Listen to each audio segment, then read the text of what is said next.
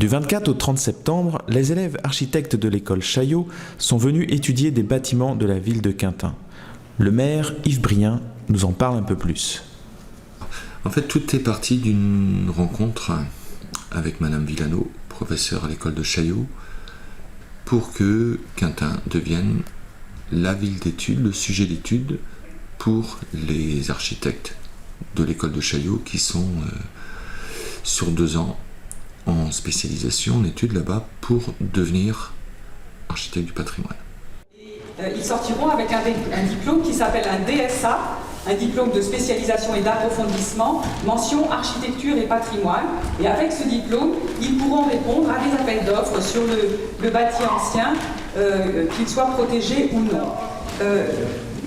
Je dirais que grâce à votre accueil, dont je souligne qu'il est d'ores et déjà exceptionnel. On calculait avec Véronique tout à l'heure que c'est le 10e atelier-site qu'on fait. C'est la première fois qu'on nous propose de nous héberger chez l'habitant. Et c'est pour nous quelque chose de très important parce que ça met le patrimoine au cœur de sa dimension humaine.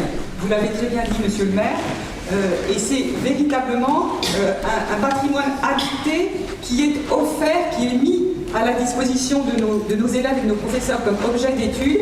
Et ça, c'est remarquable. Et je suis sûre que ça va donner aux travaux des élèves une dimension qu'elle n'a jamais atteinte. Alors les bâtiments choisis n'ont pas été n'importe comment. Il fallait des bâtiments qui ont besoin d'être rénovés. Et ça tombe bien, à Quintin, on en a un certain nombre.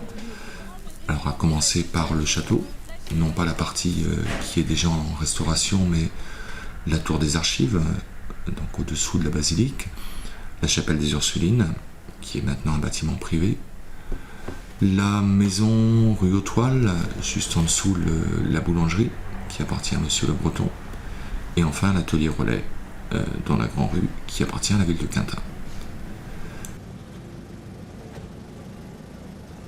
Et donc, pendant une semaine, ces 45 architectes travaillent sur 5 sites, 4 sur Quintin et 1 en dehors, pour faire le constat, le diagnostic du bâtiment, tous les relevés, tous les tracés, rechercher l'historique du bâtiment, rechercher toutes les traces de l'histoire, pour pouvoir resituer chaque bâtiment dans son environnement et de voir quelles ont été les incidences sur les autres bâtiments, quelles ont pu être les modifications au cours des temps de ces bâtiments.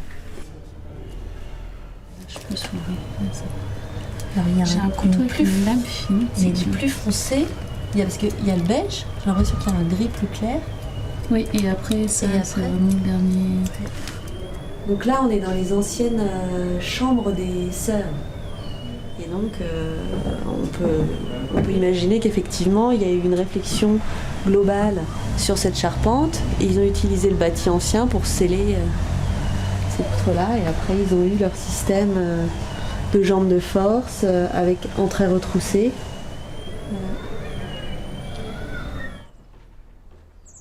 En fait, ce bâtiment il a été construit visiblement en 3 fois, avec un premier édifice du côté de la rue et 2 petites extensions.